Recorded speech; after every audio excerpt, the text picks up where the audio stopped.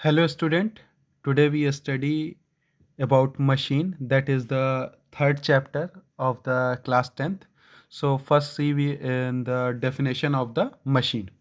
So machine is a device by which we can either overcome a large resistive force or load at some point by applying a small force or effort at a convenient point. So it's meaning is that कि machine एक ऐसी device होती है जिसकी help से हम कम force लगाकर या कम एफर्ट लगाकर एक हेवी ऑब्जेक्ट को लिफ्ट कर सकते हैं या उठा सकते हैं। ये एक सिंपल मशीन की डेफिनेशन है। और अगर ब्रॉडली देखा जाए तो मशीन की डेफिनेशन ये है कि machine is anything which makes our work easier, but इसके बहुत से क्राइटेरिया हैं और बहुत ज़्यादा एप्लीकेशन है। ठीक है, तो यहाँ हम लोग सिंपल मशीन के केस में देखेंगे कि मशीन क्या है। मशीन एक ऐसी डिवाइस है जिससे कि हम लोग बहुत कम फोर्स लगाएं और किसी हेवी ऑब्जेक्ट को हम लिफ्ट कर लें या उठा लें, तो उसको हम लोग मशीन कह सकते हैं। ठीक है, सो यहाँ पर दो टर्म आते हैं मशीन के रिलेटेड, एक होता है एफर्ट और दूसरा होता है लोड।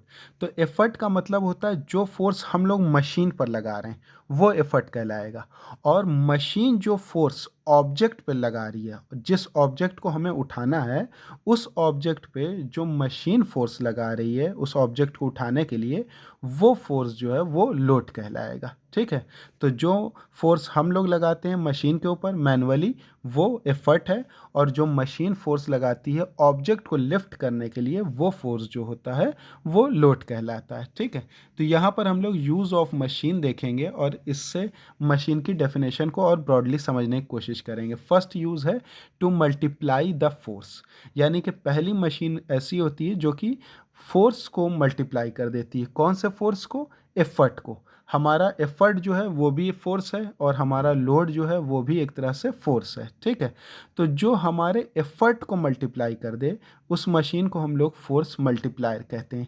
ये कैसे वर्क करती है? जैसे कि अगर कोई ऑब्जेक्ट है उसको हमको उठाना है और हमें यह पता है कि उस ऑब्जेक्ट को उठाने के लिए हमको 100 न्यूटन का फोर्स चाहिए, और मैनुअली या फिज़िकली हम लोग जो फोर्स लगा सकते हैं वो मैक्सिमम 10 न्यूटन है।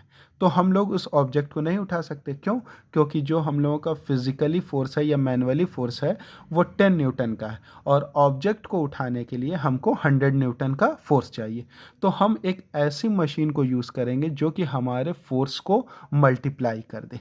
ठीक है, जैसे कि हमारा फोर्स 10 है, अगर इस 10 फोर्स को 10 से मल्टीप्लाई कर दिया जाए तो 100 बन जाएगा। मीन्स अगर हमको एक ऐसी मशीन को यूज़ करना है जो कि हमारे फोर्स को, हमारे एफर्ट को 10 टाइम मल्टीप्लाई कर दे, तो उससे क्या हो जाएगा कि हमारा एफर्ट 10 × 10 इक्वल टू 100 हो जाएगा।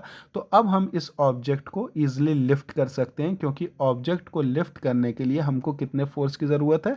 100 न्यूटन की। और अब मशीन की हेल्प से हमारा एफर्ट जो हो गया है वो भी 100 न्यूटन हो गया। सेकेंड पॉइंट हम लोग देखेंगे, सेकेंड यूज़ है टू गेन इन स्पीड। दूसरे तरीके की जो मशीन होती है उसमें ये होता है कि हम लोग स्पीड को गेन करते हैं। सपोज़ अगर कोई लंबा पैच है या लंबी डिस्टेंस है और उसको हम लोग 100 किलोमीटर या 200 किलोमीटर पर आवर की स्पीड से हमको कवर करना है, तो ये मैनुअली बहुत मुश्किल है कि हम लोग दौड़ के वैसा कर पाएँ। ठीक है, तो हमको मशीन की ज़रूरत होगी। अगर हमको 200 किलोमीटर पर आवर की स्पीड को अचीव करना है तो मे बी एरोप्लेन या बुलेट ट्रेन का यूज़ किया जा सकता है। थर्ड टाइप की जो मशीन है वो है to change the direction of the force. Means अगर हमको किसी व्हीकल का डायरेक्शन चेंज करना है तो हम मशीन का यूज़ कर सकते हैं। जैसे कि व्हीकल अपने डायरेक्शन को चेंज करती है, बहुत सी व्हीकल्स में हमको रिवर्स गियर लगाना पड़ता है, वो बैक साइड में जाती है, तो वो भी एक तरीके का क्या है? डायरेक्शन को चेंज करना हुआ। या व्हीकल को टर्न करना हुआ तो वो भी क्या है? डायरेक्शन को चेंज करना हुआ। तो वो किसके हेल्प से होता है? वो मशीन के हेल्प से होता है। तो बेसिकली मशीन की हेल्प से हम अपने एफर्ट को बढ़ा सकते हैं, मशीन की हेल्प से हम लोग स्पीड को बढ़ा सकते हैं, और मशीन की हेल्प से हम लोग डायरेक्शन ऑफ फोर्स को चेंज कर सकते हैं। ठीक है, अब यहाँ पर हम लोग टाइप ऑफ मशीन देखेंगे। तो मशीन कई तरीके की होती है, बट यहाँ पर जो हम लोग को स्टडी करना है मेनली टू टाइप की। ठीक है, so here machine are mainly two type. First one is ideal machine and second one is a practical machine. ठीक है। तो आइडियल मशीन क्या होती है? आइडियल मशीन एक ऐसी मशीन होती है कि जिसकी एफिशिएंसी 100% हो।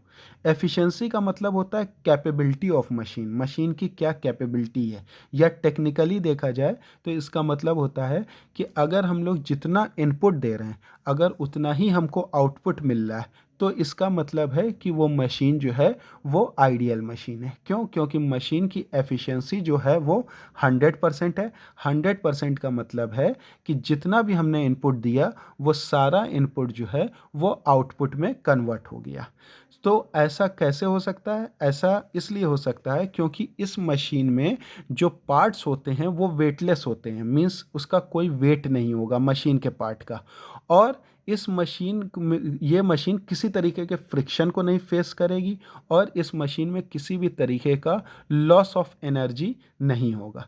तो बेसिकली ये मशीन जो है वो एग्जिस्ट ही नहीं करती है। Ideal machine is just a concept, क्योंकि कोई भी मशीन होगी तो उसका वेट होगा और उसको फ्रिक्शन फेस करना होगा, बट आइडियल मशीन में ऐसा नहीं होता है। अब हम लोग दूसरे तरीके की मशीन देखेंगे, second type of machine, that is practical machine.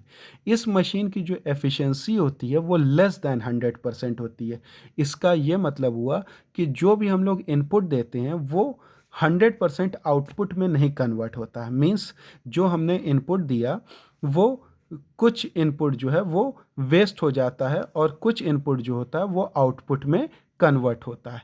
ऐसा क्यों होता है? ऐसा इसलिए होता है क्योंकि प्रैक्टिकल मशीन में जो पार्ट्स होते हैं वो वेटलेस नहीं होते, यानी कि मशीन के जो भी पार्ट होगा उसका कुछ ना कुछ वेट होगा, और वो मशीन जो है वो फ्रिक्शन को फेस करेगी जब मूव करेगी तो, और उस मशीन में लॉस ऑफ एनर्जी होगी, यानी कि कुछ पार्ट ऑफ एनर्जी जो है वो लॉस होगा। ठीक है। तो इसी वजह से जो ये प्रैक्टिकल मशीन होती है उसकी एफिशिएंसी हमेशा लेस दैन 100% होती है, यानी कि जितना हम लोग इनपुट देंगे आउटपुट हमेशा उससे कम होगा, आउटपुट हमेशा इनपुट से कम होगा प्रैक्टिकल मशीन की केस में।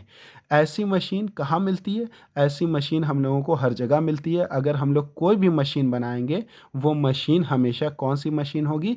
प्रैक्टिकल मशीन होगी। क्यों? क्योंकि उस मशीन के पास वेट होगा और उस मशीन को फ्रिक्शन फेस करना ही होगा, और उस मशीन का कुछ एनर्जी जो होगी वो लॉस होगी। तो बेसिकली उस मशीन का जो इनपुट होगा वो हमेशा आउटपुट से ज़्यादा होगा, या आउटपुट इनपुट से कम होगा, और उस मशीन की जो एफिशिएंसी होगी वो हमेशा लेस दैन 100% होगी।